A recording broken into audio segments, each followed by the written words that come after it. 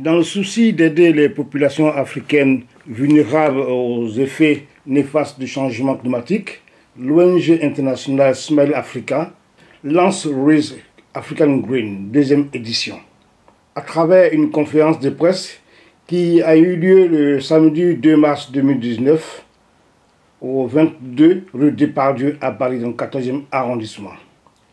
Pour cette édition, placée sous le signe de la dignité humaine, qui consistera à lutter contre la migration climatique et les dangers liés à l'immigration clandestine. Mobiliser des ressources afin de lutter contre la pauvreté en contribuant à accroître la résilience des populations face au dérèglement du climat en Afrique et aussi venir en aide aux immigrés dans les camps de réfugiés en Europe.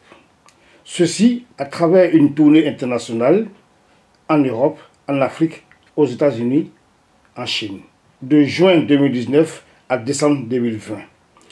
À la fin de cette conférence, la présidente de cette ONG s'est prêtée aux questions de Event News TV. Reportage Tidiane Oula pour Event News TV France.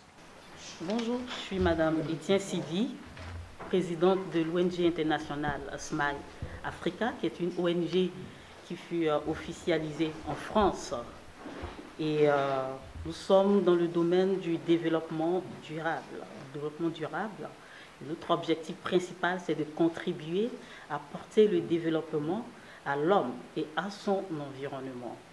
Donc aujourd'hui, nous sommes ici pour, ce vaste programme que nous avons initié depuis l'année dernière. Nous sommes à sa deuxième édition. Et ce programme, c'est Rise Africa Green. Rise Africa Green consiste à mobiliser des ressources, et ces ressources vont permettre à des femmes, à des jeunes et même des enfants sur le continent africain à pouvoir développer des activités sobres en carbone. Quand je parle d'activités sobres en carbone, c'est des activités qui ne vont pas émettre des gaz à effet de serre, qui vont détruire ou dérégler le climat. Et nous savons très bien que quand le climat est déréglé, nous savons tous les problèmes que ça envoie.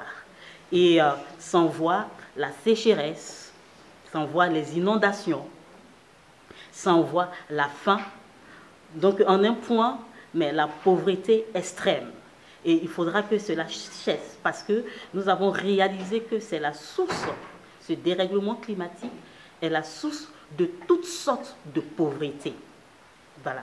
Et cette pauvreté aussi permet à des populations ou oblige, pas permettre, mais oblige les populations à se déplacer. Parce que quand une population n'arrive pas à produire pour se nourrir, elle est obligée de se déplacer pour pouvoir vivre, pour chercher à manger. Quand elle n'arrive pas à trouver de l'eau potable, elle est obligée de se déplacer. Et quand elle se déplace et qu'elle va chez le voisin, souvent cette population est confrontée à ce qu'on appelle la xénophobie. Parce que vous êtes venus gonfler notre nombre ici et puis ça envoie toutes sortes de problèmes. Des problèmes de terre parce que cette population, elle doit produire et ça envoie toutes sortes de conflits. Et quand c'est comme ça, elle est obligée, soit par exemple de se dire, je vais aller en ville, c'est l'exode rural. En ville, elle sera confrontée au chômage parce qu'il n'y a pas de travail. Puisque l'économie au niveau de l'agriculture qui est touchée et l'économie qui est touchée, donc il n'y a pas de travail. Rise Africa Green, c'est un programme et en même temps un fonds. Ce programme, sensibilise les populations, surtout africaines, au dérèglement climatique. Pour dire aux populations africaines, le dérèglement climatique, c'est toi qui causes le dérèglement climatique dans tes habitudes. Agriculteur, tu n'as pas, c'est vrai, les moyens et tu voudrais produire. Tu n'as pas cette force de pouvoir arracher les mauvaises herbes. Et tu vas utiliser des pesticides pour tuer les mauvaises herbes. En tuant les mauvaises herbes, tu tues la terre, tu appauvris la terre, tu pollues la terre. Et ce gaz qui dégage de la terre, il faut 1000 ans pour que ce gaz se dissipe. Donc, ce n'est pas prêt à s'arrêter. Il faut plusieurs générations. Tu condamnes tes enfants, les enfants de tes enfants, tes arrière-petits-enfants, sur de longues générations. Ce programme va commencer en juillet 2019. D'abord par un festival de femmes, des femmes vêtes, des femmes green, Africa Green. Mais c'est tout le monde est invité. Et ensuite, il y aura des conférences panels qui vont se dérouler dans 8 pays en Europe. Ensuite, dans des pays, déjà la Côte d'Ivoire a été ciblée et on a des personnes qui nous sollicitent dans d'autres pays africains, aux États-Unis et aussi en Chine. Et ces conférences, c'est pour vraiment sensibiliser les populations en l'enjeu climatique et traiter des thèmes sur l'autosuffisance alimentaire, le dérèglement climatique, source de pauvreté généralisée, l'orientation des populations vers de nouveaux marchés, voilà, économiques. Il y aura aussi l'éducation, il y aura la santé. Et les autres jours, ça sera des expositions vente aux enchères caritatives parce que nous avons des artistes et nous avons des artistes au sein de Rise Africa Green qui nous ont donné des œuvres afin que ces œuvres soient vendues aux enchères et une partie pour mettre dans cette cagnotte pour apporter de l'aide à nos frères qui sont dans les camps de réfugiés en Europe, en Afrique et ailleurs. Et aussi développer des activités sobres en carbone au niveau de l'Afrique. Parce qu'après ça, quand le fonds est mis en place, il y a un appel à projet qui sera lancé et il y a des critères. Oui, parce que, voyez-vous, depuis l'année dernière, à la première édition, nous avons sollicité tous les ministères qui sont concernés par cette lutte contre le dérèglement climatique au niveau de l'Europe, au niveau de la France plutôt. Que ce soit le ministère de l'Agriculture, que ce soit même le ministère des Affaires étrangères. Ici, il y a un autre nom, je crois. Il y a au total 5 ministères qui sont concernés. Nous leur avons envoyé des courriers pour qu'on puisse collaborer avec eux. Nous avons apporté des réponses pas favorables. Pas favorables. Nous avons apporté des réponses pas favorables. Nous avons contacté près de 150 entreprises, y compris des multinationales qui sont en France. C'était nous apporter des réponses plus ou moins favorables.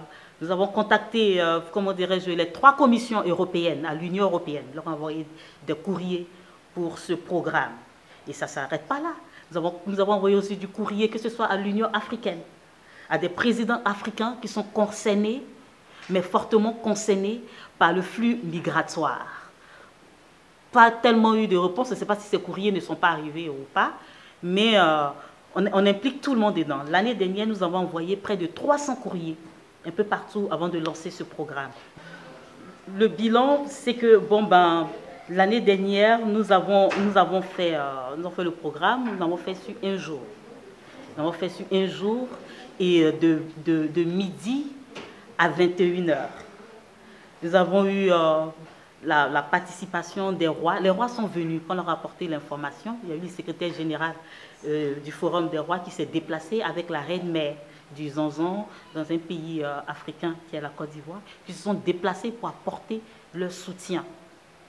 Et nous avons mis des tableaux en vente pour recueillir les fonds et en faire une cagnotte, mais on n'a pas eu une bonne vente.